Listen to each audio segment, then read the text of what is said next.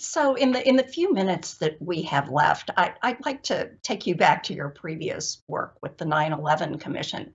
We've got the 20th anniversary of 9/11 coming up. Uh, we are going to see, over and over again stories in the media. As you look at this anniversary, what goes through your mind? What do you think people should be reflecting on? As I mean, it comes at a moment when we are pulling out of Afghanistan, a war that we went into because of 9/11. How far has the country come, and what should people be reflecting on as they look at this anniversary? It's a great question, Karen. I'm a university teacher, and almost none of my students were even alive when 9/11 happened. It's to them, it's all received and transferred memory, the way perhaps Pearl Harbor was for people of our generation. Um, and I think this was a bigger shock than Pearl Harbor, a bigger shock to the country in some ways, more visceral, closer to home, more disproportionate. I think there are so many obvious things one can say about memory and service.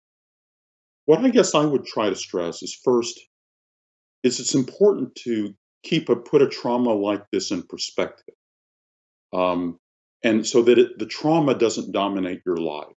It becomes one of these dangers with which our society just copes in the modern world. And the 9/11 Commission, in a way, is a success story. The government created a short-lived agency to understand what happened and why, and it worked.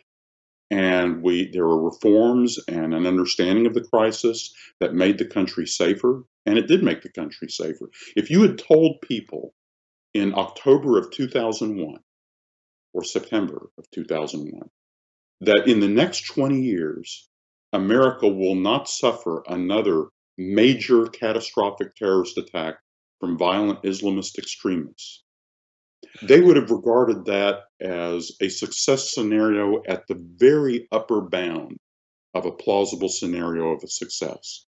So, amidst all these terribly depressing headlines of the last 2 weeks from Afghanistan and the pandemic, it's kind of useful to keep that in mind because that's a triumph of public service and public learning. And it also a triumph of being able to keep a trauma in perspective and move forward and learn from it. And I think that's what we can do now with this terrible pandemic crisis too. And how confident are you? And sorry, how confident are you with the withdrawal of our forces from Afghanistan that in our own defenses, in our own intelligence against another sort of terrorist attack? Actually, I'm pretty confident about that. I'm not as privy to the intelligence as I was a few years ago. But from what little I know, I think the institutions are actually pretty strong.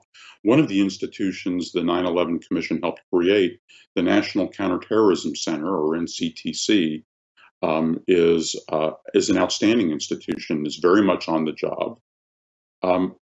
Also, people are focused on Afghanistan.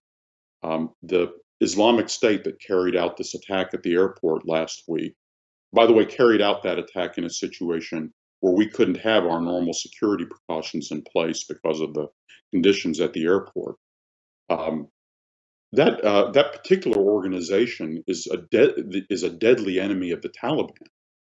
The Taliban will be first in line trying to kill its members, and every other neighboring country around Afghanistan regards the Islamic State as a deadly enemy. So if we want to fight the Islamic State, we'll have to get in line because every single country in the region wants to fight them, and so does the Taliban. In fact, the first thing the Taliban did when they came into Kabul was to pull an Islamic State leader who was a captive out of jail and shoot him. So there's that danger.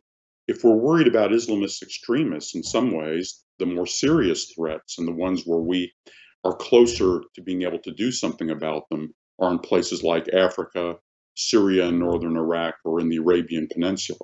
So it's useful to kind of keep a global perspective on these things. And in that global perspective, actually, our partners, like the Europeans, are very important.